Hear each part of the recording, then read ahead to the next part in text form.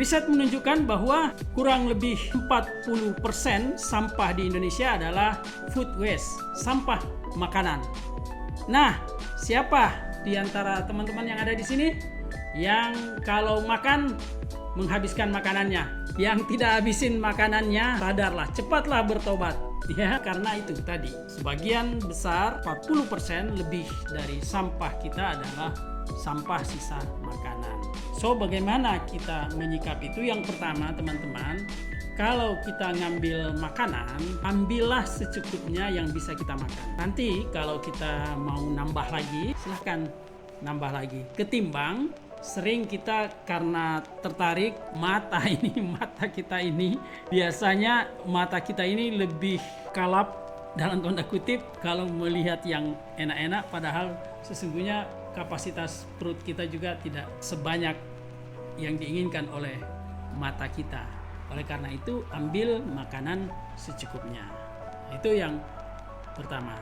Yang kedua adalah coba kita manage event dengan mempertimbangkan audiens yang datang dengan ketersediaan makanan.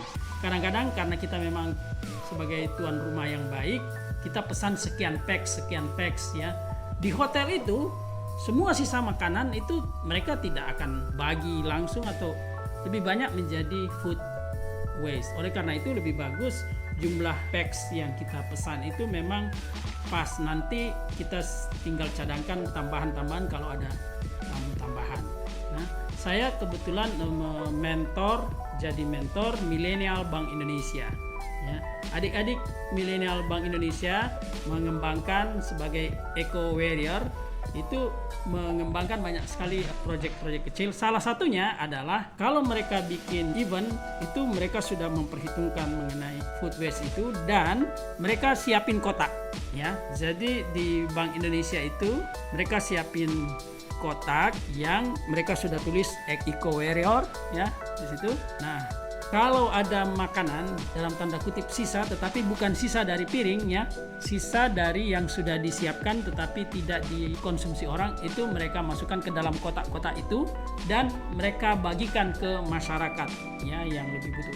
Ada banyak orang di luar sana yang butuh makanan dan itulah yang dilakukan oleh milenial Bank Indonesia sehingga tidak ada makanan yang terbuang. Mereka sudah mengantisipasinya dengan menyiapkan kotak-kotak yang bersih, yang rapih begitu, dan bisa secara elegan membagikan makanan itu kepada masyarakat. Biasanya mereka ke kos-kosan baginya atau ke petugas-petugas kebersihan yang ada di jalan, dan itu bukan sisa makanan yang rusak tetapi yang masih bagus dan masih segar. So, marilah kita menerapkan konsumsi yang bertanggung jawab, responsible consumption, sebagai bagian dari Sustainable Development Goals. Itu adalah responsible consumption and production. Bagaimana kita mengkonsumsi dan memproduksi sesuatu secara bertanggung jawab.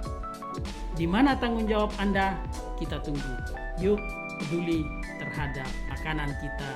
Jangan sampai kita menghasilkan sampah makanan. Oke, setuju atau setuju banget?